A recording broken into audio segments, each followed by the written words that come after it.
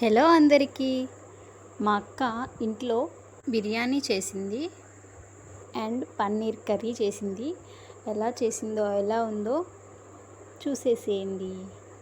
మా అక్క వాళ్ళ ఇంట్లో పన్నీర్ అయితే ఎప్పుడు ఉంటుంది, అంటే ఒక ప్యాకెట్ అయిపోయినాక ఇంకో ప్యాకెట్ ఉంటుంది నెక్స్ట్, అంటే తర్వాత కావాలంటే ఖచ్చితంగా ఉంటుంది.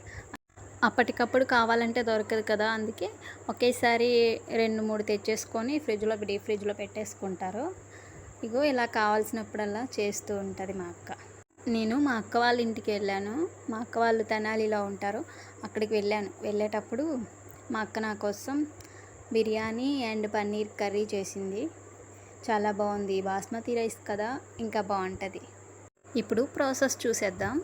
మా అక్క వండుతుంది, నేనేమో వీడియో తీస్తున్నాను. మా అక్క కళాయి పెట్టేసి ఆయిల్ వేసేసింది. అందులో కొంచెం అల్లం కచ్చపచ్చగా దంచేసి అందులో వేసింది. అల్లం తింటే మంచిది కదా, అందుకు మధ్యలో నోటికి తగులుతుంటే బాగుంటుంది, అందుకు అలా దంచి వేసింది. పన్నీర్ కర్రీలో కొంచెం గ్రేవీ ఎక్కువ రావడం కోసం మా అక్క ఒక పేస్ట్ తయారు చేసింది. ఆ పేస్ట్ ఏంటంటే జీడిపప్పు, నెక్స్ట్ ఆనియన్స్ ఉంటాయి కదా, అవి పెద్ద ముక్కలుగా కోసేసి వాటిని కొంచెం బాగా వేయించేసింది.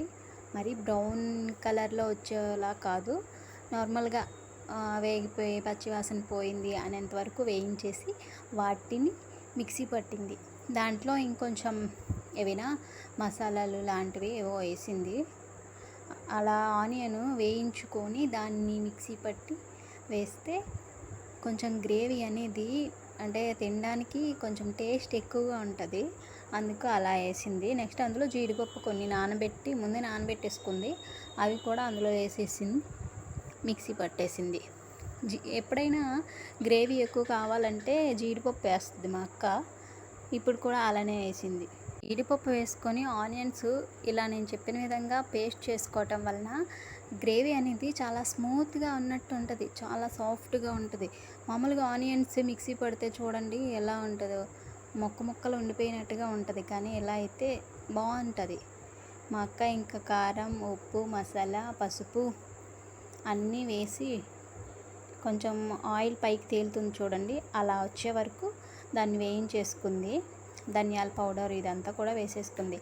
దాంట్లో ఇంకొంచెం టేస్ట్ కోసం పెరుగు వేసింది. చూడండి, మీరే చూసారా, గడ్డ పెరుగు వేసింది.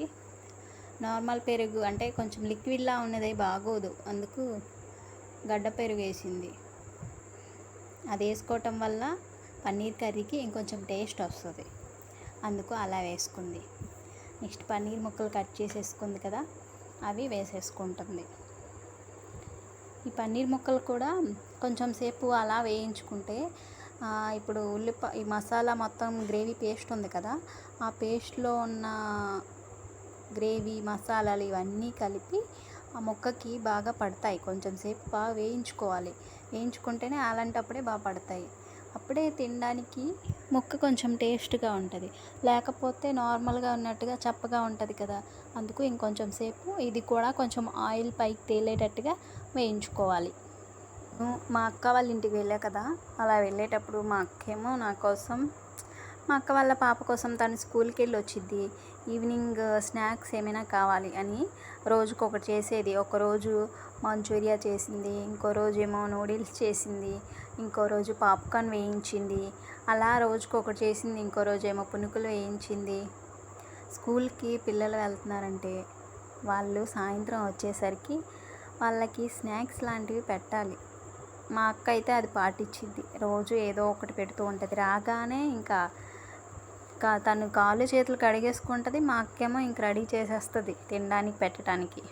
వాళ్ళు చిన్నప్పుడే అన్ని టేస్టులు చూసేసి అలా కొంచెం పెరుగుతున్న కొద్దీ ఏమిచ్చినా నాకు అదొద్దు, ఇంకేమైనా కావాలి అంటూ ఉంటుంది మా అక్క వాళ్ళ పాప.